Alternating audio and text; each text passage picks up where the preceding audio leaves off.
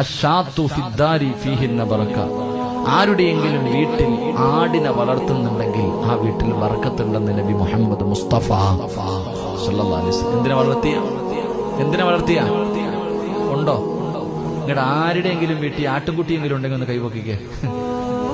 അല്ലാഹുവിന്റെ റസൂൽ സല്ലല്ലാഹു അലൈഹി വസല്ലം തങ്ങൾ പറഞ്ഞ ആരുടെ വീട്ടിൽ ആടിനെ വളർത്തുന്നുണ്ടോ ആ വീട്ടിൽ ബർക്കത്തുണ്ടെന്ന് നബി മുഹമ്മദ് മുസ്തഫ.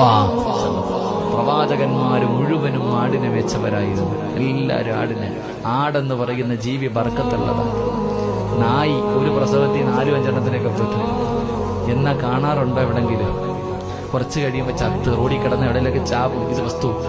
എന്നാ ആട് 450-500 വില. എത്ര കാലം കൊണ്ട് തീരുന്നുണ്ടോ? ഓരോ പെരുന്നാളിനും വെട്ടുന്ന ആടിനെ കുറിച്ചൊക്കെ ചിന്തിച്ചിട്ടുണ്ടോ? അള്ളാഹു ബർക്കത്ത് ചെയ്ത ജീവിയ. അള്ളാഹു ഈമാൻ തരുമാറാകട്ടെ.